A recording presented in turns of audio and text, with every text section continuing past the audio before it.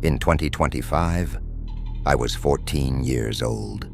It was a still, crisp autumn evening, and the streetlights outside my bedroom window cast a dim, yellowish glow.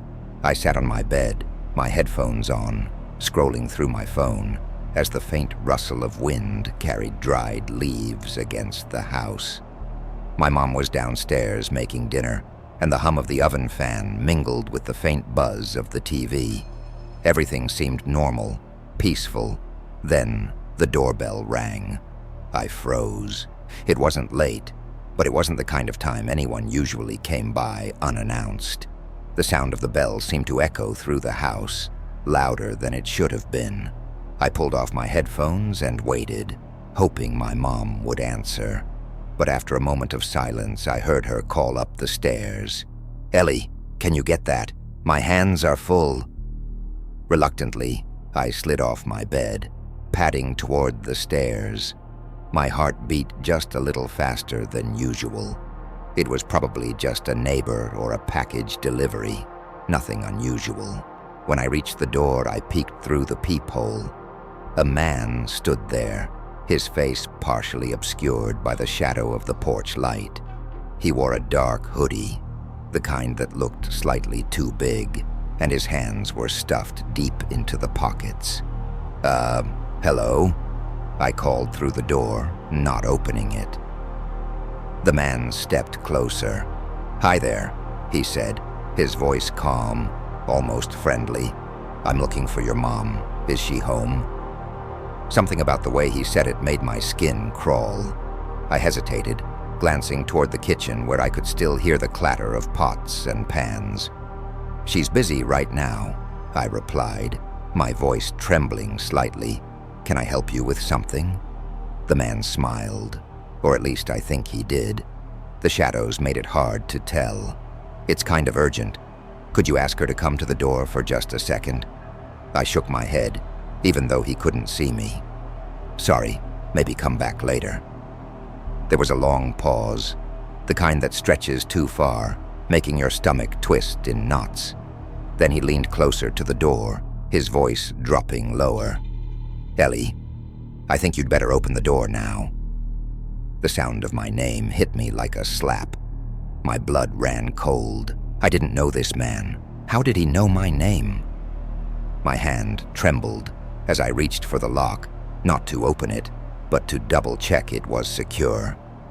"I'm calling the police," I blurted, my voice cracking. That's when he laughed. It wasn't loud or maniacal. It was soft, almost amused, but it sent a chill down my spine. Ellie," he said, dragging my name out like a taunt. "You don't need to call the police. I just want to talk. You wouldn't want to make me upset, would you?" I backed away from the door, my heart pounding so hard I could hear it in my ears. My mom must have heard the panic in my voice because I suddenly heard her footsteps coming up the hall. "Ellie, what's going on?" she asked, drying her hands on a dish towel as she came into view. "There's a man at the door," I whispered, pointing. Her expression shifted immediately, concern, confusion, then something sharper. "Go upstairs," she said firmly, stepping toward the door. I didn't argue. I bolted up the stairs, my hands shaking as I grabbed my phone. My first instinct was to call 911, but before I could dial, I heard the front door open. "Who are you, and what do you want?" my mom's voice demanded, firm and protective. There was no response that I could hear, just the murmur of voices, and then a sound that made my stomach drop. A scuffle. "Mom," I called, rushing back to the top of the stairs. I saw the door wide open. My mom was gone. I sprinted outside, the cold night air hitting me like a wall. The porch was empty, and the street was eerily silent. My mom's car was still in the driveway, but there was no sign of her or the man. I ran back inside, locking the door behind me and calling the police. My hands shook so violently that I could barely type in the numbers. The dispatcher's calm voice tried to reassure me, but it didn't help. The police arrived within minutes, their lights flashing through the windows. They searched the house, the yard, the entire street, but there was no sign of her. Later that night, after everyone else had left, I found a note slipped under the front door. "Ellie, don't worry. She'll be home soon, as long as you don't tell anyone." The handwriting was jagged, almost childish. I stared at it, my heart hammering. I didn't sleep that night, or any night for weeks after. My mom did come home eventually, just like the note said, but she never talked about what happened. And even now, years later, I still see that man in my dreams, waiting, watching.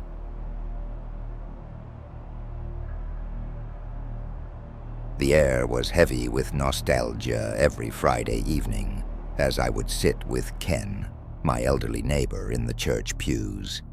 We'd talk about the week's highlights, and inevitably, our conversations would steer toward golf. Golf wasn't a sport I actively played, but my dad and brother were avid players, so I had picked up a fair bit over the years. Ken's stories about his own games were captivating. He recounted every shot, every swing, and every mishap with such clarity that it felt like I was right there on the green with him. His tales were more than just recounts of a game. They were vivid narratives that transported me to his past. After our discussions about golf, Ken often shared stories from his youth, particularly his days in the Air Force during World War II. He had been a mechanic, a skilled one at that, who later became a team leader and even a mentor to new recruits. He'd tell me about the challenges of creating new parts from scarce materials, the camaraderie of his team, and the occasional humorous mishaps in the workshop. These tales painted a picture of a man who had lived a rich and fulfilling life, filled with service, dedication, and a love for storytelling. As the weeks passed, I found myself eagerly anticipating these Friday evenings. I'd leave work early, making sure to carve out enough time to soak in Ken's stories. They became a highlight of my week. However, there were occasional Fridays when Ken wouldn't be around. My wife would tell me he had been admitted to the hospital for a short stay. These absences left me feeling a little empty, as if a cherished routine had been disrupted. One Friday evening, after about 9 months of occasional hospital visits, things seemed to return to normal. Ken was back, sitting beside me in his usual spot. His voice was as vibrant as ever as he recounted the latest golf game he claimed to have played during the week. The story was as detailed and engaging as always, brimming with vivid imagery and humor. At one point, I excused myself to use the restroom, and when I returned, Ken was gone. Confused, I shared this with my wife. Her response stopped me cold. "Oh, I'm so sorry. I forgot to mention it, but Ken passed away earlier this week." I stared at her, disbelief washing over me. "That's impossible," I said. "I was just talking to him. He was right there, telling me about his golf game." She gave me a sympathetic look, but didn't press further. I felt a chill run down my spine. Was it possible that I had imagined the entire conversation? Or was there something more unexplainable at play? The following week, I noticed something that confirmed Ken's absence. His car, usually parked neatly under the carport of his unit, had been moved to the visitors' parking area. In its place was a large four-wheel drive with a trailer hitched to the back. The trailer was filled with furniture and boxes, signaling the start of a move. I walked down to his unit and saw Ken's son sorting through his father's belongings. I introduced myself and his son smiled warmly. "Dad talked about you," he said. "He loved your Friday conversations. They meant a lot to him." "I'm sorry for your loss," I replied, hesitating to bring up what I had experienced the week before. We chatted for a while, sharing a few laughs about Ken's stories. His son mentioned that Ken hadn't played golf in over a decade. "He used to love it," he said. but it's been years since he picked up a club. This revelation struck me. How could Ken recount such vivid details about recent games when he hadn't played in so long? His son explained that every Thursday, he'd take Ken to visit his wife's grave, then to a cozy cafe for lunch, followed by grocery shopping and fueling the car. There had been no time for golf, not in the last 10 years, let alone the past week. The realization sent a shiver through me. The golf stories Ken had shared in recent months couldn't have been about games he had played recently. Yet the details were so intricate, so precise, that they couldn't have been fabricated. I remembered his excitement, the way his eyes lit up as he recounted every putt and swing. It was as if he was reliving moments from a distant past, moments that had somehow transcended time. As I stood there, looking at the boxes being packed away, I felt a sense of peace. Maybe Ken's presence on that Friday evening wasn't a figment of my imagination or a trick of the mind. Maybe it was his way of saying goodbye, of sharing one last story before he moved on. His tales, his laughter, and his wisdom would stay with me. And while the mystery of that final conversation would remain unresolved, I found solace in the thought that in some way, Ken's spirit had lingered long enough to share one last moment with a friend.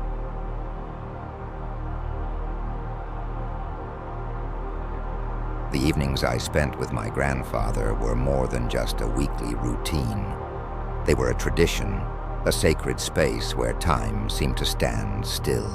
Every Sunday, like clockwork, we'd meet at his house and take a leisurely walk around the lake near his home. It didn't matter if it was a sweltering summer evening or a crisp autumn dusk. The walk was non-negotiable. Grandpa always insisted that the fresh air was good for the soul, and I couldn't argue with him. The lake was serene, surrounded by towering pines that rustled softly in the breeze. Ducks floated lazily on the water, and the occasional ripple caught the light of the setting sun, casting golden sparkles across the surface. For those few hours, the rest of the world faded away, leaving just the two of us and his stories. Grandpa had a gift for storytelling. It wasn't just the content of his tales that captivated me.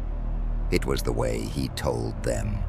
He would pause at just the right moments, his blue eyes twinkling with mischief or growing somber when he reached a poignant point. His voice, deep and steady, carried a lifetime of experience. That Sunday evening was no different, or so I thought. Grandpa seemed especially lively that day, his cane tapping rhythmically against the ground as we walked. "Did I ever tell you about the time Spot saved my life?" he asked, glancing at me with a playful grin. "Spot?" I asked, intrigued. "You mean the firehouse dog?" He chuckled. "The very one. Dalmatians were tradition back then, you know. But Spot wasn't just any dog. He was a hero." As we walked, Grandpa recounted the story of how Spot had barked incessantly during a fire in an old warehouse. At first, the team thought the dog was just spooked by the flames, but Grandpa noticed something different in his behavior. Trusting his instincts, he had barely stepped out of the building when the roof collapsed, sending sparks flying into the night sky. "Spot saved my life that night," Grandpa said, his voice tinged with emotion. "He was more than a dog. He was family." I laughed, picturing the energetic Dalmatian running circles around the firehouse. Grandpa always had a way of making the past feel alive, as if I could step into the stories and experience them myself.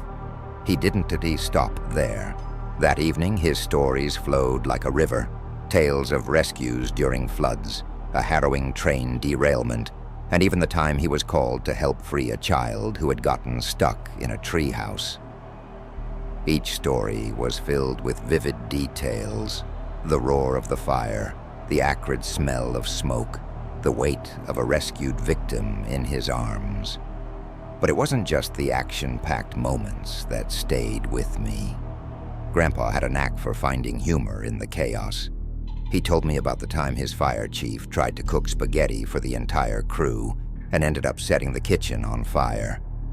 "Imagine that, a firehouse fire," Grandpa said, laughing so hard he had to stop walking to catch his breath. As the sun dipped lower, painting the sky in hues of pink and orange, I noticed how energetic he seemed. He walked with a spring in his step, his face glowing as he relived his memories.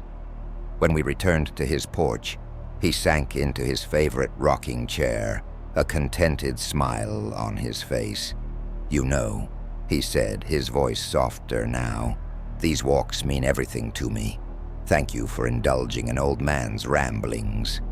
"Grandpa, your stories aren't ramblings," I replied. "They're treasures." He nodded, his eyes fixed on the horizon. "Well, let's not wait too long before the next one, eh? Same time next week?" "Of course," I said, not knowing it would be the last promise I ever made to him. The following Sunday, I arrived at Grandpa's house, expecting to find him waiting on the porch with his cane in hand.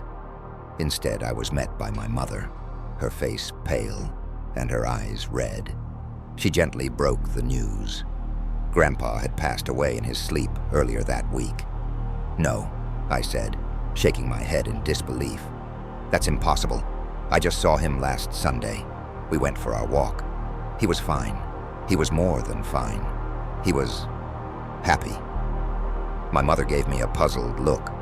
"Honey, Grandpa didn't leave the house last week. He wasn't well enough. He was in bed the whole time." I opened my mouth to argue, but stopped. Her words didn't make sense. I remembered every moment of that walk, his stories, his laughter, the way his hand rested lightly on my arm. It was too real to be a dream. A few days later, I decided to visit the lake alone. I needed to clear my head, to figure out if I had somehow imagined the whole thing. The path we used to walk was eerily quiet, without Grandpa's cane tapping alongside me. The air felt heavier, the stillness oppressive. As I neared the halfway point of the trail, I suddenly felt a strange warmth wash over me. It wasn't the sun, which had already dipped below the horizon, but something more comforting. It was as if Grandpa was walking beside me, his presence as real as it had been the week before. I stopped and looked down, my breath catching in my throat. There, in the dirt, were faint footprints, 2 sets. One was clearly mine, but the other was unmistakably his. They followed the exact path we used to take together, stopping in all the places where he had paused to share a particularly good story. Tears welled up in my eyes. Somehow I knew Grandpa had come back for one final walk, to share his stories and say goodbye in his own way. I stood there for what felt like hours, staring at the footprints and feeling a deep sense of peace. The lake became more than just a place for memories after that. It became a sanctuary, a reminder that love doesn't end with death. Every Sunday, I still walk the same path, sharing my own stories aloud, as if he's still there beside me. And maybe, just maybe, he is.